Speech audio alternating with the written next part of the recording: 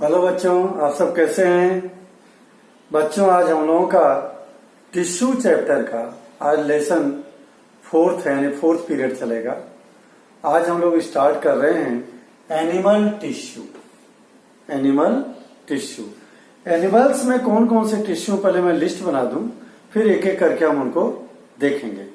बच्चों, एनिमल में सबसे पहला जो है इंपॉर्टेंट कनेक्टिव टिश्यू।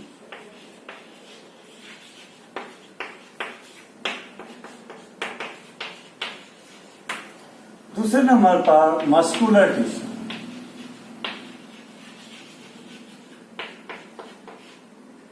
तीसरे नंबर पे नर्वस टिश्यू।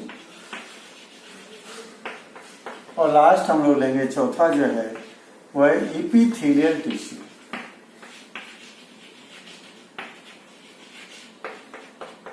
इन चार टिश्यू के बारे में पढ़ना है। चार तरह के हम लोगों के बॉडी में टिश्यू होते हैं। इनमें से first today will discuss about the connective tissue. Connective tissue, जैसा कि नाम से पता चल रहा बच्चों, which connect organ to organ, one body part to another body part. जैसा कि इसके कनेक्ट माने जोड़ना, जो दो चीजों को आपस में जोड़ता हो, मिलाता हो,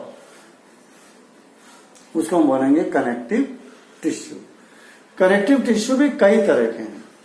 हम लोग तीन ग्रुप में बांटेंगे उनको। सबसे पहली बात हो रही है वस्कुलर टिश्यू, यानी फ्लूइड टिश्यू। कौन सा? वस्कुलर, या इसको हम बोलते हैं फ्लूइड टिश्यू। दूसरा जो हम लोग बोल रहे हैं सॉलिड टिश्यू, जो नेचर में सॉलिड है। तीसरा है प्रॉपर टिश्यू। इनके एग्जांपल देखेंगे, एक करके आगे पढ़ेंगे।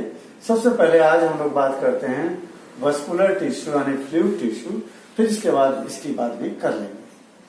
बच्चों, वस्कुलर टिश्यू को दो क्लास में बांट रहे हैं हम लोग, ब्लड और लिम्फ। ब्लड और लिम्फ। तो बच्चों, ब्लड और लिम्फ दोनों फ्लूइड है। फ्लूइड का मतलब which can flow, which can flow. Material which can flow is called fluid. तो जो ये भी फ्लूइड है, ये भी फ्लूइड है, ये दोनों फ्लो हो सकते हैं। तो पहले हम इनकी बात करते हैं। वस्कुलर का मतलब जो वेसल्स के अंदर चले, पाइप के अंदर फ्लो हो, इसलिए इनको वस्कुलर टिश्यू भी कहते हैं, या फ्लूइड टिश्यू यानी जो फ्लो हो सके। ठीक। सॉलिड टिश्यू में जो आएंगे दो, उनके नाम लिख देता हूं मैं। इनमें कार्टिलेज और बोन, इन दोनों के बारे में बात करते हैं। और प्रॉपर टिश्यू में जो आएंगे वो लिगामेंट, टेंडन, एरोलर और एडिपोज टिश्यू। ये चार तरह के इतने कनेक्टिव टिश्यू आपको पढ़ने हैं। देखिए, वस्कुलर टिश्यू यानी जो लिक्विड वाले हैं, सॉलिड टिश्यू जो हार्ड हैं, सॉलिड हैं, और प्रॉपर टिश्यू जो कि धागे के जैसे स्ट्रक्चर शेप में होते हैं। ठीक है। इनकी बात जेली लाइक फ्लूइड होता है इनका, वो मेन मैट्रिक्स जो होता है जेली लाइक होगा। मैट्रिक्स क्या है उसकी बात कर लूं पहले मैं। मैट्रिक्स, इन तीनों ही टिश्यू में मैट्रिक्स एक मेन वर्ड आता है। मैट्रिक्स को आप यूं समझो, जैसे मम्मी को खीर बनाना है तो एक बेसिक फ्लूइड लेती है। सबसे पहले क्या लेती है बेसिक फ्लूइड, बताओ? मिल्क, दूध लेती है। अब दूध में ही सब कुछ डालती हो, चावल भी डालेगी, शुगर भी डालेगी, काजू भी डालेगी, बादाम भी डालेगी, उसमें मुनक्का भी डाल देगी। अब उसके बाद खीर रेडी हो गया। तो खीर का बेसिक फ्लूइड क्या हो गया? ब्लड। बच्चों, इसी तरह से सभी कनेक्टिव टिश्यू का बेसिक फ्लूइड होता है। उसमें सब चीजें पड़ी रहती हैं। उसको हम बोलते हैं मैट्रिक्स। क्या बोलेंगे? मैट्रिक्स। तो ब्लड और इनका भी बेसिक फ्लूइड है जिसको हम प्लाज्मा कहते हैं। इनका बेसिक फ्लूइड सॉलिड है। इनका बेसिक फ्लूइड जो है thread like gel like material है। ये जेल लाइक मटेरियल वाले हैं। इनका बेसिक फ्लूइड जेली लाइक है, इनका सॉलिड है, इनका लिक्विड है। तो बेसिक फ्लूइड जो है यहां लिख देता हूं मैं, लिक्विड मैट्रिक्स कहेंगे। मैट्रिक्स कैसा है? लिक्विड। और इसका मैट्रिक्स कैसा है? सॉलिड। और इसका मैट्रिक्स कैसा है? Jelly like, jelly. देखो समझ लो, इसका मैट्रिक्स सॉलिड है और इसका मैट्रिक्स जेल लाइक है, लिबलिबा गिला गिला। और इसका लिक्विड जो है, मैट्रिक्स जो है लिक्विड। Matrix means basic fluid in which all components are suspended or found. ऐसा बेसिक फ्लूइड, बेसिक मटेरियल जिसके अंदर दूसरे जितने कंपोनेंट है वो पड़े रहते हैं, उनको बोलते हैं मैट्रिक्स। तब बात करता हूं मैं इसकी किसकी, एक एक करके, ब्लड की, फिर लिम्फ की। ओके, ये पूरी टेबल आपके सामने आ गई। कनेक्टिव टिश्यू कौन कौन से हमारे हैं।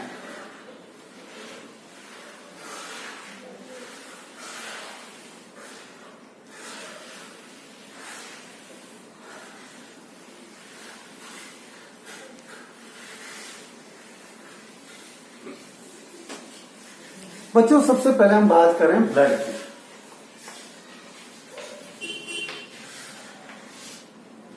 Blood is the red color fluid which flow in our body, which transport the material in our body.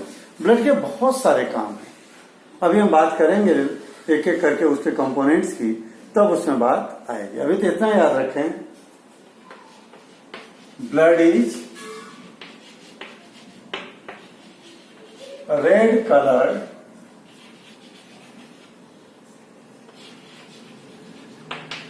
Fluid. Red colour का फ्लूइड है which connect to all body organs, which connect to all body parts with one another. यही बच्चों एक ऐसा blood क्या है? Blood is red colour fluid which connect to all body parts with one another. एक दूसरे से जोड़ने का काम करता है। कौन? ब्लड।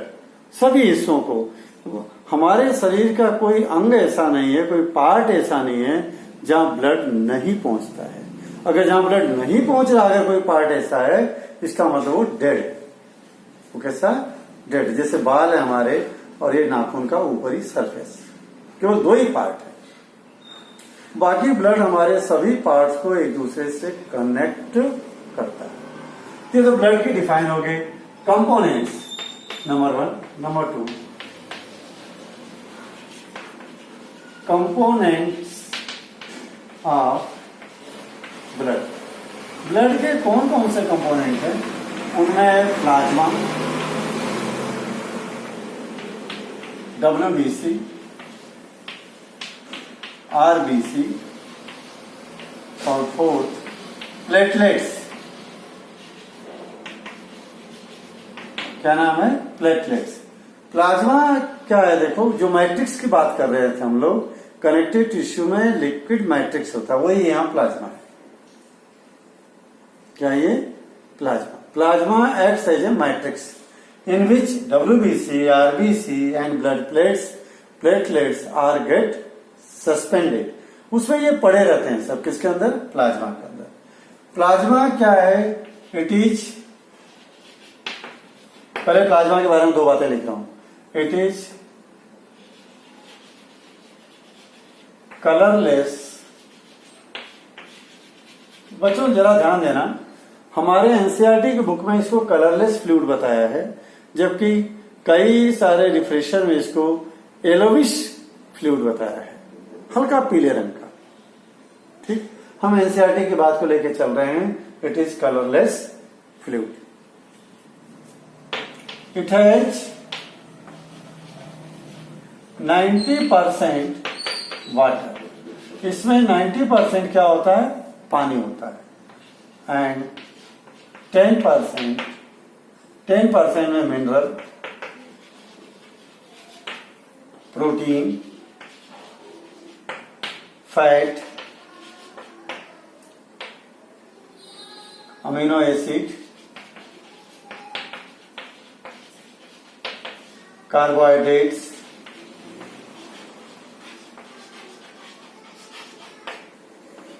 ये इतनी चीजें होती हैं। कार्बोहाइड्रेट्स, क्या ये? कार्बोहाइड्रेट्स। तो बच्चों ये it is colourless fluid. It has 90% water and 10% mineral, protein, fat, amino acid and carbohydrates. और it acts as a matrix of the blood. यही जो है फ्लूइडिटी प्रोवाइड करता है किसको? ब्लड को। अगर ये सूख गया तो ब्लड भी जम जाएगा। तो एक पॉइंट और लिख लो,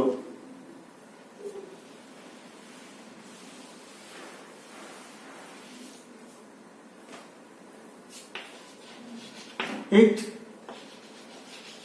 एक्ट्स एज मैट्रिक्स। मैट्रिक्स का मतलब basic fluid.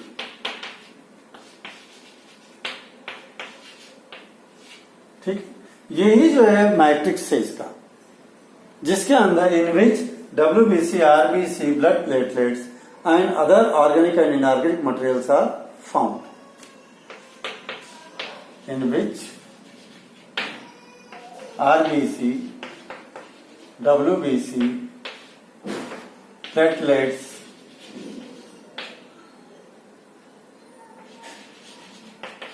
and other organic and inorganic, organic and inorganic material are found। इसी के अंदर जो है ऑर्गेनिक और इनऑर्गेनिक सभी मटेरियल मिलते हैं। ध्यान दो, it acts as matrix in which RBC, WBC, platelets and other organic material, organic and inorganic materials are found। इसके अंदर सभी ऑर्गेनिक और इनऑर्गेनिक मटेरियल जो है मिलते हैं। ठीक है, तो बच्चों में बात होगी प्लाज्मा की। अब WBC की बात करें,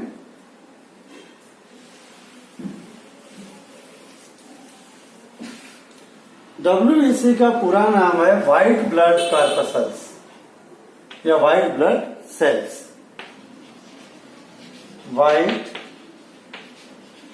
ब्लड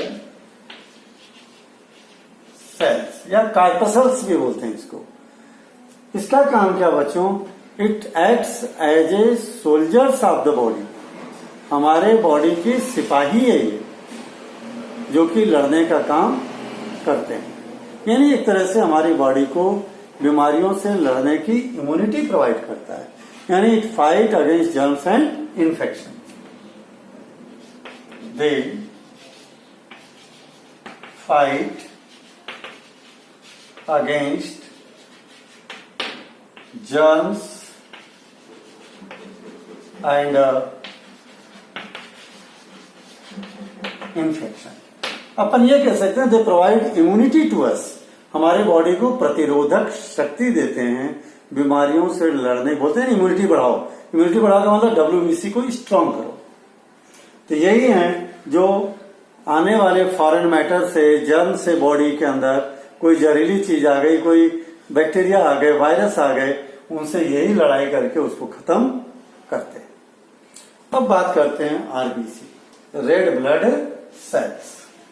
देखो मैं एक एक करके लिख रहा हूं बच्चों, आप भी नोट्स बनाएंगे इसका।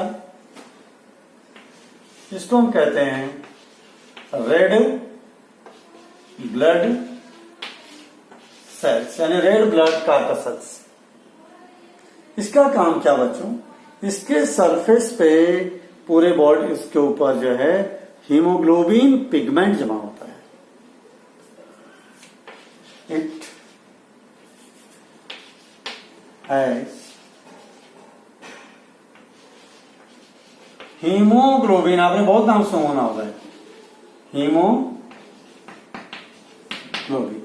हीमोग्लोबिन एक पिगमेंट जमा होता है। इसका मेन कंपोनेंट है iron. Iron makes the healthy haemoglobin. लिख देता हूं मैं, iron makes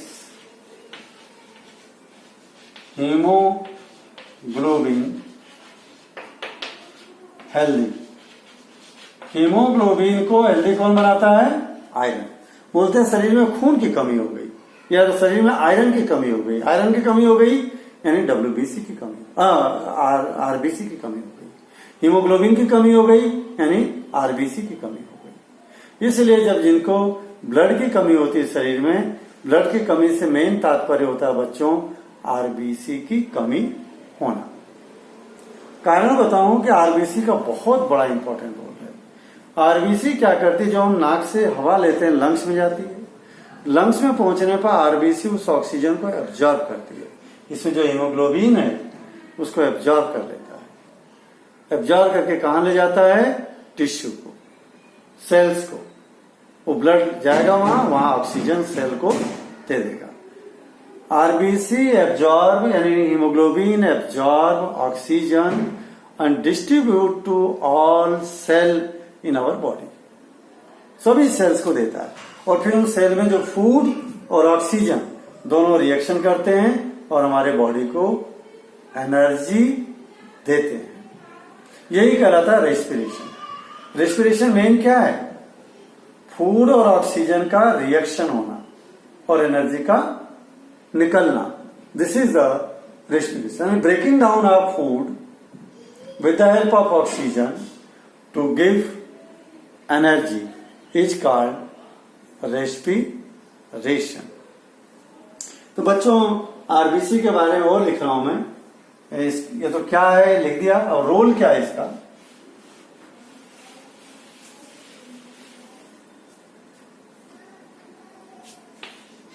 it carries oxygen from lungs to each cell. हर सेल को ऑक्सीजन पहुंचाएगा कौन? RBC। ठीक, RBC में भी कौन? हीमोग्लोबिन। ओके, अब बात करते हैं प्लेटलेट्स की। बच्चों प्लेटलेट्स की बात करते हैं अगर हम लोग, तो प्लेटलेट्स जो हैं ये फ्रेगमेंट्स ऑफ द सेल, ये पीसेस हैं सेल्स के, कंप्लीट सेल नहीं है ये। दे हैव नो न्यूक्लियस, इनमें अपना न्यूक्लियस। देन WBC RBC में भी अपना न्यूक्लियस नहीं है और प्लेटलेट्स में भी अपना न्यूक्लियस नहीं है। RBC ऐसी सेल है जिसके अंदर अपना न्यूक्लियस नहीं है। WBC भी ऐसा सेल है प्लेटलेट्स भी ऐसा सेल है जिसमें अपना न्यूक्लियस नहीं। तो प्लेटलेट्स क्या करती है? फ्रेगमेंट्स माने पीस ऑफ सेल, ये सेल के पीसेस हैं which helps in blood clotting when comes in air content। जैसे बच्चों आपको जरा सा भी चोट लगी, ब्लड बाहर निकलना शुरू हुआ, उस समय पे ये एयर के कांटेक्ट में आएगा ब्लड। जैसे एयर के कांटेक्ट में आएगा तो प्लेटलेट्स क्या करती हैं, एक केमिकल बना देती हैं जो कि ब्लड वहां पे जम जाता है। जमने को बोलते हैं क्लॉटिंग। ब्लड का जमना क्या कहलाता है? क्लॉटिंग। जब वहां पे ब्लड क्लॉट हो गया तो बाकी फर्दर ब्लड का बाहर आना बंद हो जाएगा। इसका मतलब platelets stop the bleeding, platelets help to stop the bleeding. Platelets की मदद से ही ब्लीडिंग का आना बंद हो जाता है।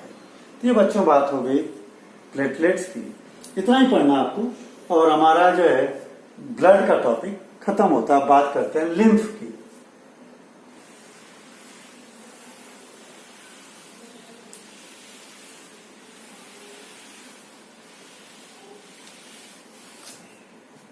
इसको याद कर लेना, 10th में भी है ये ब्लड के कंपोनेंट्स। 10th में पढ़ना बच्चा आपको दोबारा।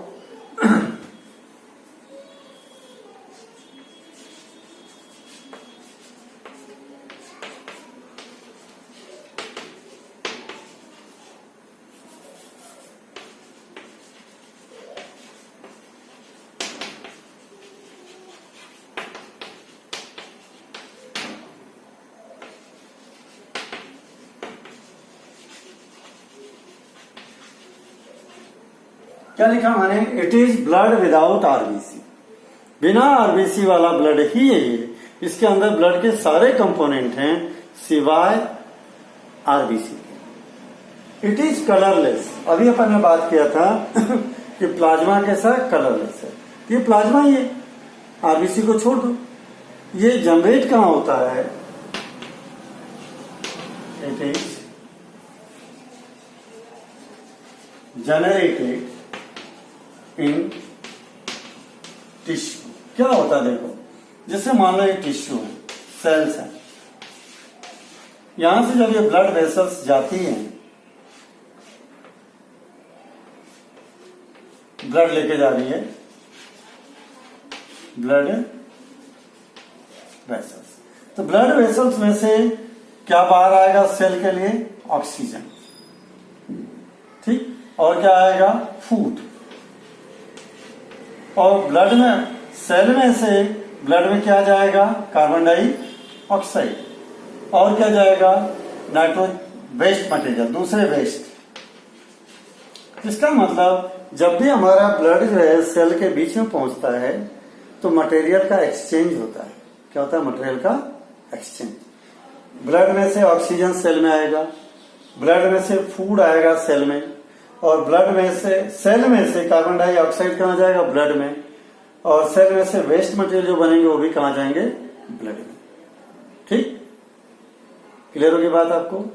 अब देखिए, लंग्स में से ब्लड लेकर आया, ऑक्सीजन सेल को दे दिया, और सेल से कार्बन डाइऑक्साइड ले जाकर के वापस कहां छोड़ देगा? लंग्स को। लंग्स हम बाहर निकाल देते हैं। बच्चों, during this exchange of material, जब इस पाइप में से चीजें अंदर बाहर होती रहती हैं, some amount of blood comes out. कुछ थोड़ा सा ब्लड जो बाहर रिस करके आ जाता है। ये ब्लड, थोड़ा बहुत ब्लड बाहर आ गया।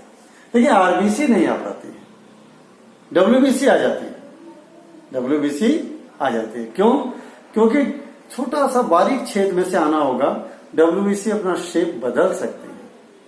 बच्चों ध्यान देना, हमारे दो ही सेल हैं ऐसे जो हमारे बॉडी में, एक है डब्ल्यूबीसी जो अपना शेप बदल लेता है।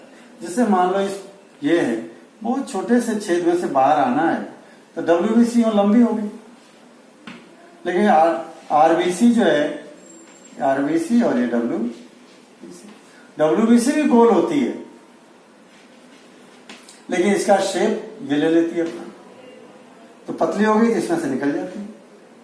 और आरबीसी अपने इसी शेप में रहती है, शेप बदल नहीं पाती, इसलिए ब्लड की पाइप में से बाहर नहीं आ पाती। तब जो ब्लड बाहर आया बच्चों बिना आरबीसी वाला, इसी को नाम देते हैं हम लोग लिम्फ। इसलिए लिखा it is blood without RBC. It is colourless, colourless है। It is generated in tissue. कहां प्रोड्यूस हो रहा है?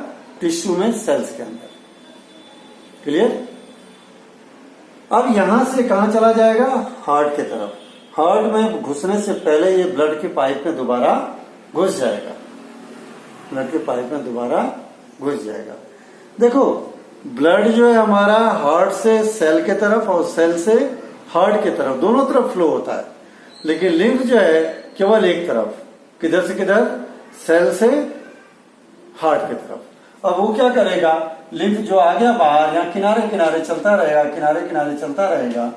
जैसे ही हार्ट में ब्लड घुसने वाला होगा, उस समय ये ब्लड की पाइप में वापस घुस जाएगा। जरा देखो, इसको रब करता हूं मैं। मान लीजिए हार्ट है,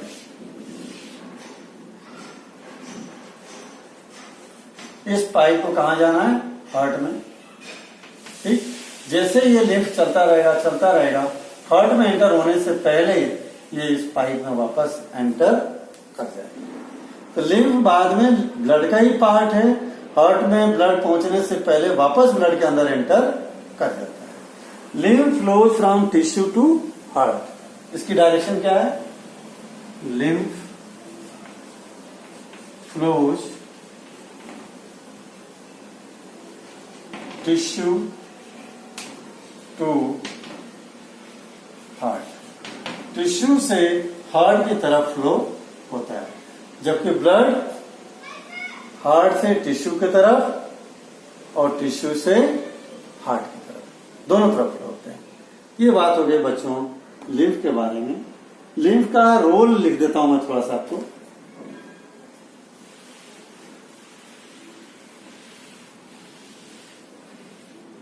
टेंथ क्लास में लिम्फ को फिर से पढ़ना आपको।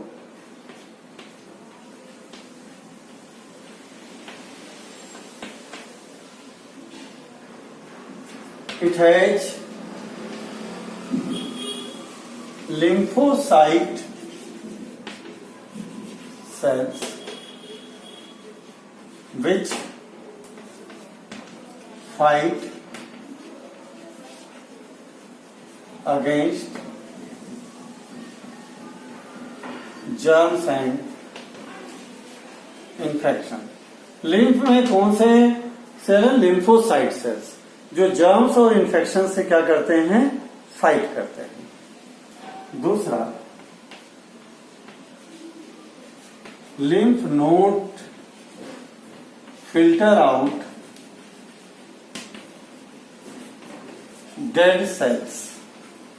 देखो हमारे शरीर में डेली की लगभग 3 लाख सेल्स मरती हैं। आप मान के चलो आपके शरीर से बहुत सारी सेल्स मर करके आपके घर में गिरती है, मम्मी झाड़ू से बाहर निकालती है। और शरीर के अंदर जितनी सेल्स मरती हैं बच्चों, और वो मरी हुई सेल्स को कौन छान देता है, लिम्फ नोड्स। ये लिम्फ नोड्स छान करके अलग कर देते हैं, और वही लिम्फ नोड मरी हुई सेल्स हमारे नाखून के रूप में, बालों के रूप में शरीर से बाहर निकलती है।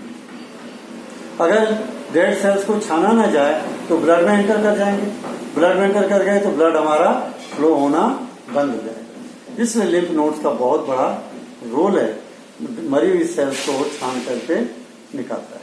ओके बच्चों, ये लिम्फ के बारे में बात हो गई।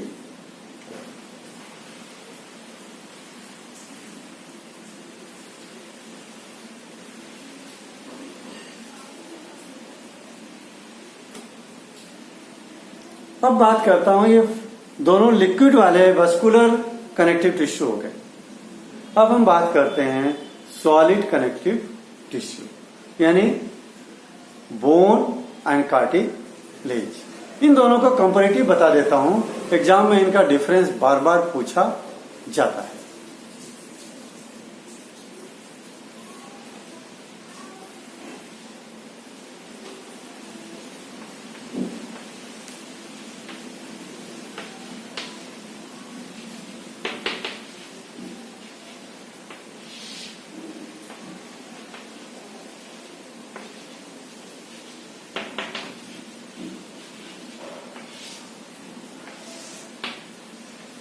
देखो बोन आप समझ ही रहे हो, अब कार्टिलेज क्या हो मैं बता देता हूं। कार्टिलेज जो हमारे कान का एक पिन्ना देख रहे हो, इसके अंदर जो हार्डनेस है वो कान की वजह से है।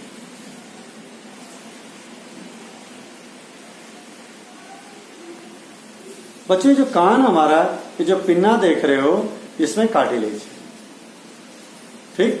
और इसके अलावा जितने ज्वाइंट्स होते हैं हमारे, 2 अंगुलियों हड्डियों के जो जोड़ हैं, इन अंगुलियां देखिए हड्डियां ये हैं, ये भी है, इनके बीच में कार्टिलेज है।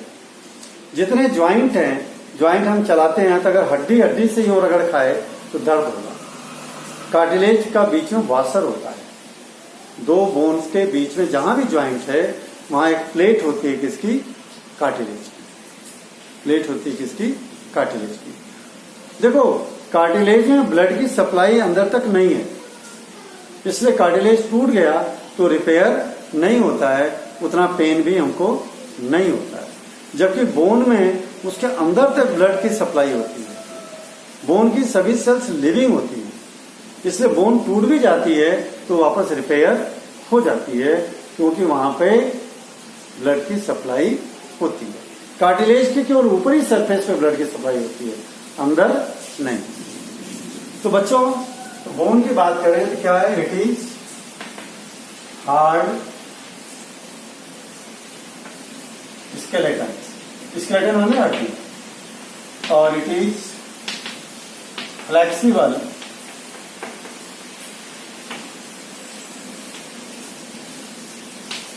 स्केलेटन, ठीक है। और number 2, it's matrix is calcium phosphate. इसका जो मैट्रिक्स है वो कैल्शियम फॉस्फेट का बना होता है। It's matrix is organic material, organic material है ये। और थर्ड है it helps in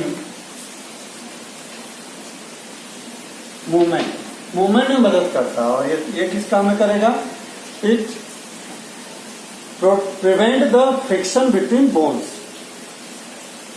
it prevent friction between bone, 2 हड्डियों के बीच में फ्रिक्शन होने से उसको रोकता है। 3 डिफरेंस। चौथा मैं लिखता हूं बच्चे यहां पे,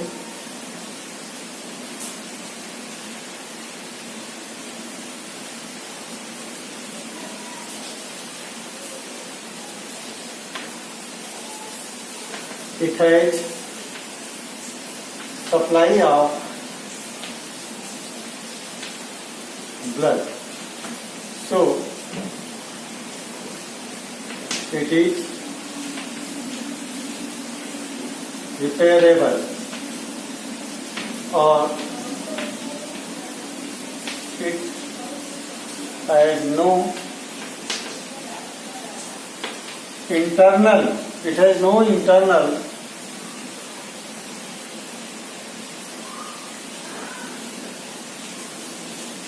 blood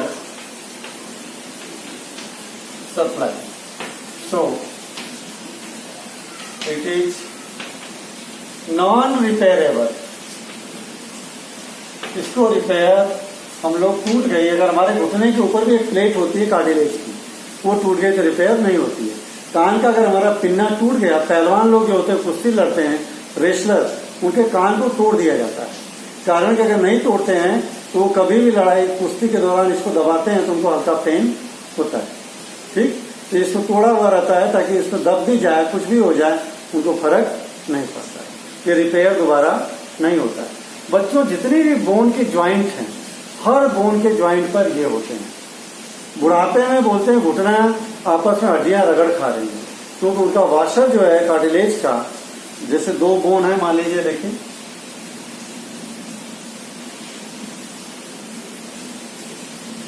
ये 2 बोन के बीच में एक प्लेट होती है, वो किसकी होगी? कार्टिलेज,